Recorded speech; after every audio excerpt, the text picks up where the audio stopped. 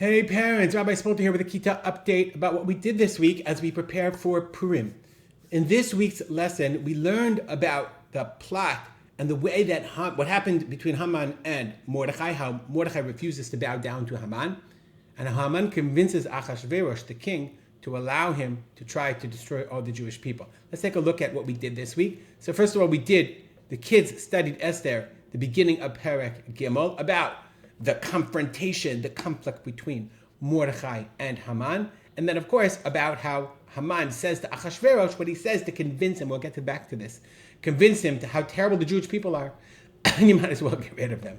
So in our Zoom lesson, first thing we did, we played a game show. This was actually a pretty hard one for the kids, where I asked the kids to take a Hebrew quote and then identify who it was talking about. It was pretty challenging, I have to say. And one of the things that I worked on with them was, what words can you recognize and how can you figure out what's going on in the psukim, even if I don't know all of the words? So they would have to say, all the Chol Avdei HaMelech, even all the servants of the king that were in the Sharmel, the king's gate, they would bow down to Haman. And this is a pretty hard, pretty challenging task for the kids that we did together. They did it on their own, as we always do, and then we did it together, trying to see how their Hebrew reading skills were, and thank God, they did pretty great. After that, I asked the kids to turn to the phrase, right? I'll give you a blank one, or you can look, this is Yudis, right? Turn to the phrase that Haman said. Haman claims about the Jews. Yeshno am echad mefozar u'mefarad bein ha'amim, v'datehem shonot mikol am, v'adatei hamelech einam osim. This is what Haman said to Achashverosh. Okay, and they could translate if they wanted to, if they translate on their own. Some of the kids used their own, and some of the kids used the link that I gave them. There was a nation scattered and separated among the nations. Their customs differ from those of all peoples, and they do not abide by his bylaws. And I asked the kids to say, okay, what did he mean? Meaning, like, why should that convince the king to allow him to destroy all the Jewish people? But even more importantly than that, I asked the kids, some of them, when they use their translations, the mefuzar and meforad was not designated. After I asked, they didn't notice the difference between mefozar or meforad. And this is a lesson that I asked them to think about. This is what Haman said. There's a nation that's mefozar and meforad, scattered and separated bein ha'amim.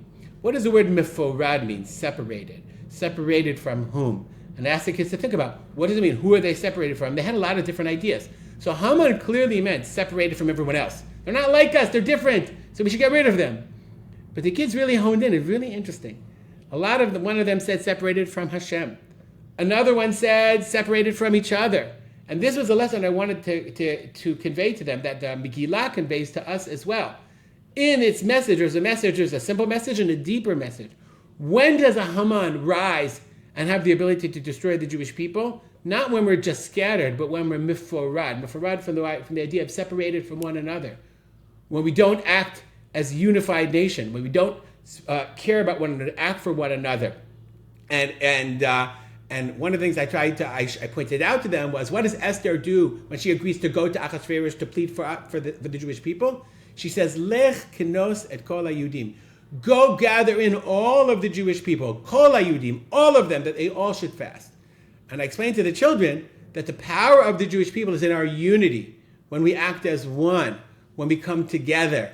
And that's something that I think, hopefully, you should also talk about your kids about. The power of Jewish unity is such an important lesson in the Megillah. And even if we're scattered around the world, and these kids in the lesson are from all around the world, they should understand that their unity, and they're caring about one another, and their willingness to work for one another and sacrifice for one another, and maybe even think about one another.